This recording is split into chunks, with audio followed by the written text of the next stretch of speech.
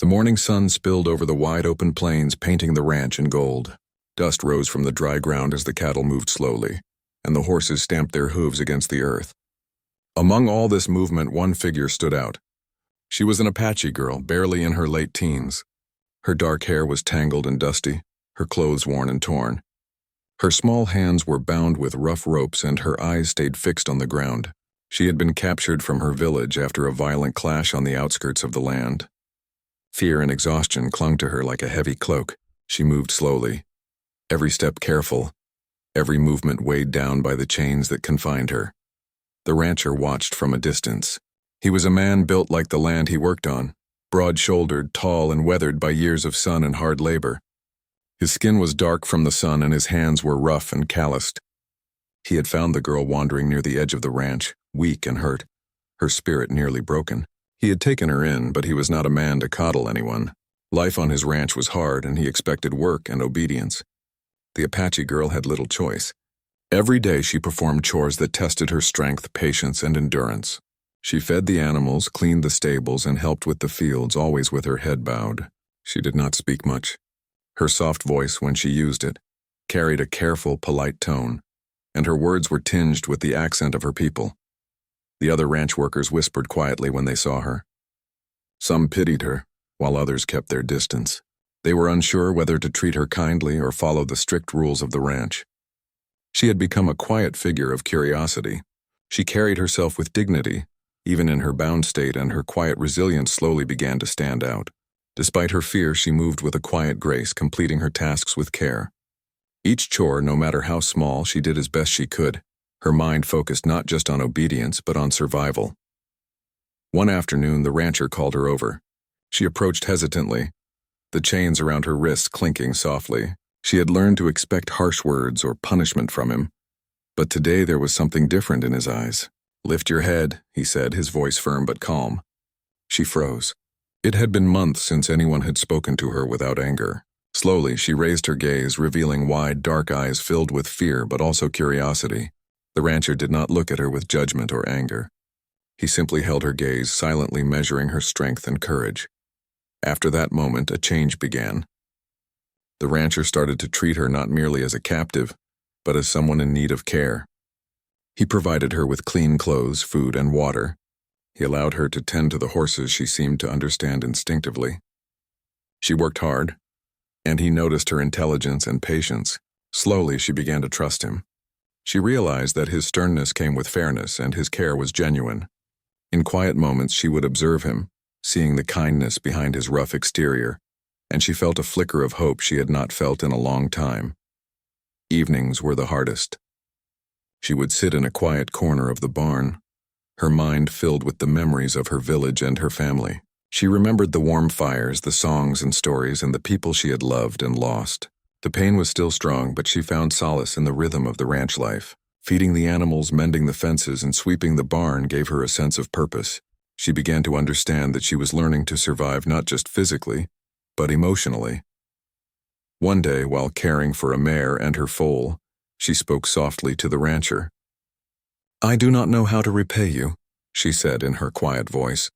The rancher paused, brushing his hands on his pants. "You do not owe me anything," he replied. "Just keep yourself strong. That is all that matters."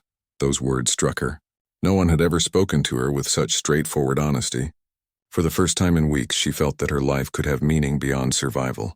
She began to see that the ranch was not only a place of work, but also a place where she could begin to heal. Days passed, and the rancher observed her closely. He saw how quickly she learned, how carefully she worked, and how respectful she was to the animals and to him. He also saw her resilience, the small but determined spark in her eyes that refused to be broken. Though she remained quiet and serious, there was a subtle change. She began to lift her head slightly more, look around, and even offer a few words to the ranch hands. Her courage was growing quietly, and the rancher respected that. One afternoon, while they were repairing a section of the fence together, the rancher spoke to her about life on the ranch. He told her stories of the land, the cattle, and the challenges of running the farm. He spoke about the long days, the work that never ended, and the satisfaction that came from a job done well. She listened carefully, absorbing every word. For the first time, she felt that she belonged somewhere. that her presence mattered. She learned not only to work with her hands but to understand the rhythm of life on the ranch. Her nights, however, were still filled with memories and dreams. She remembered her family, the life she had known, and the freedom she had lost.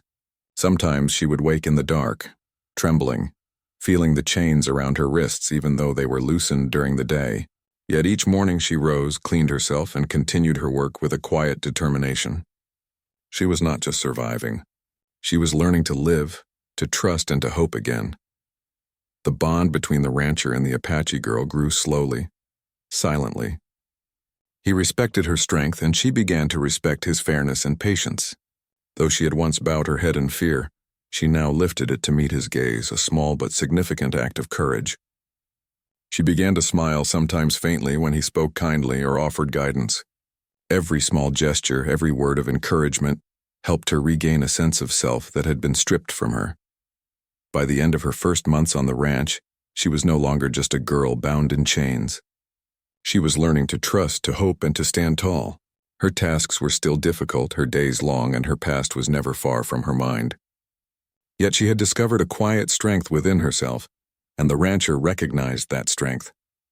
The chains on her wrists remained, but they no longer defined her.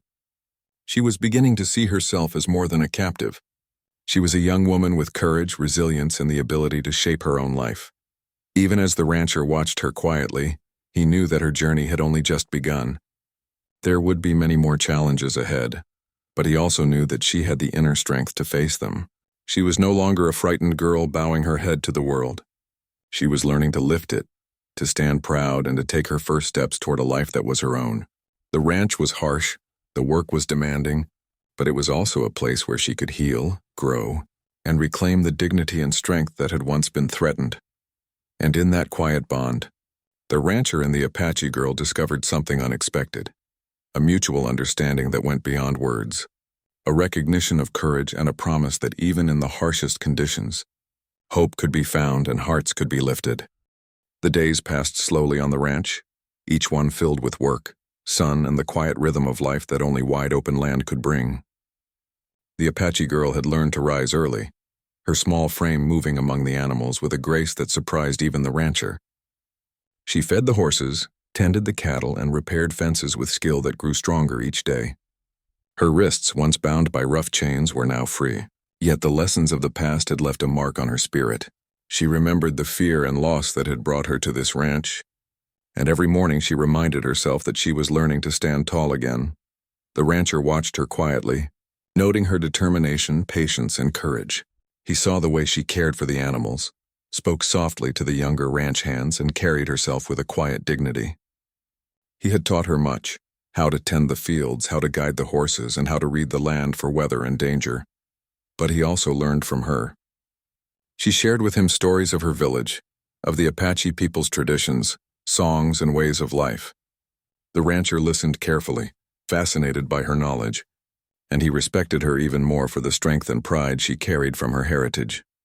One crisp morning, when the frost still clung to the grass and the air smelled of wet earth, she approached the rancher with a question. Her voice was quiet, tentative, yet full of curiosity. "Why did you save me?" she asked, looking down at her hands for a moment before meeting his eyes. The rancher paused, leaning against the fence, his gaze thoughtful. "Because no one should be left to suffer alone," he said finally. "And because you deserved a chance to stand tall again." Her heart thumped at his words. No one had ever said anything like that to her. It was not pity. It was respect and honesty, and for the first time in months she felt something she had almost forgotten: hope. As weeks turned into months, the Apache girl's life on the ranch became more than just survival. She was learning to thrive. She became faster, stronger, and more confident in her work. The ranch hands, who had once watched her quietly from a distance, began to respect her. Some even came to seek her help or advice, recognizing her knowledge of animals and the land. She was no longer just the quiet girl who had arrived in chains. She was a vital part of the ranch. Evenings were still moments of reflection. She would sit quietly by the barn, the sky painted in hues of orange and pink, thinking of her family and her village. Though her heart ached with memories, she also felt gratitude. She had survived, and she had begun to heal. The rancher often came to sit nearby in silence, offering no words but sharing the quiet presence that had become comforting to her. She realized that trust could grow slowly, even after betrayal and fear, and trust had begun to blossom between her and the rancher, like a small seed nurtured in the harsh soil of the past. One afternoon, the rancher gave her a new responsibility.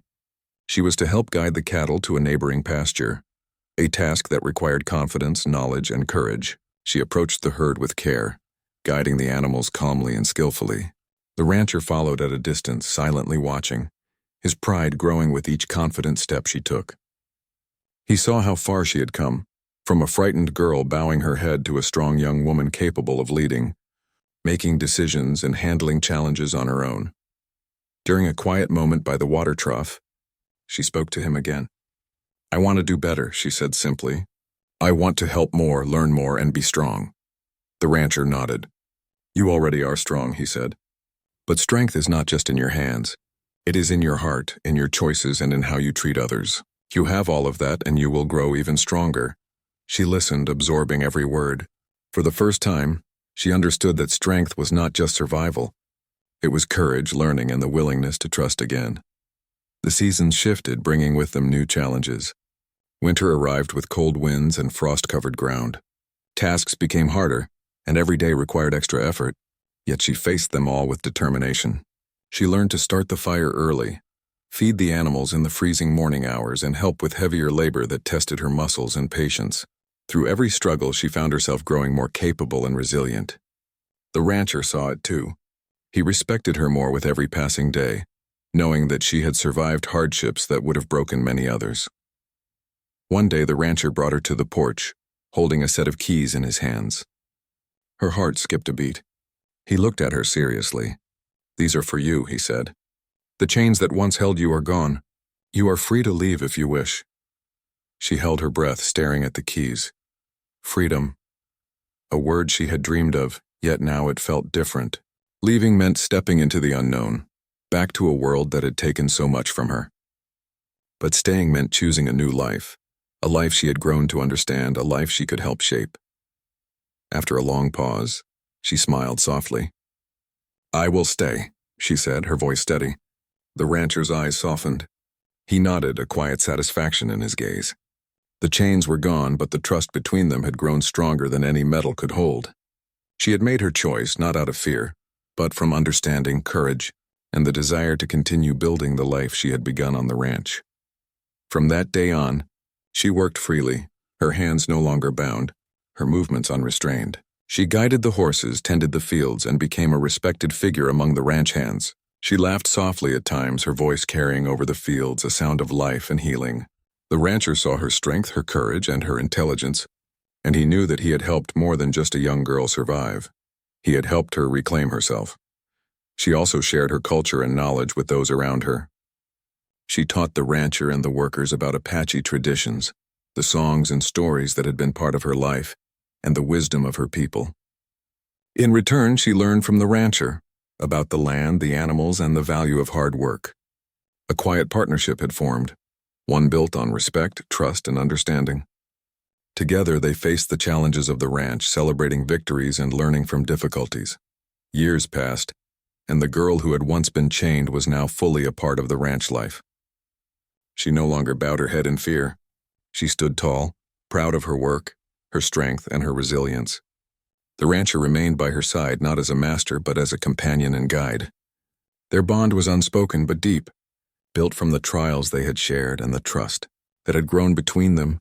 The memory of her chains became just a story of the past, a reminder of the struggles she had endured and the courage she had shown.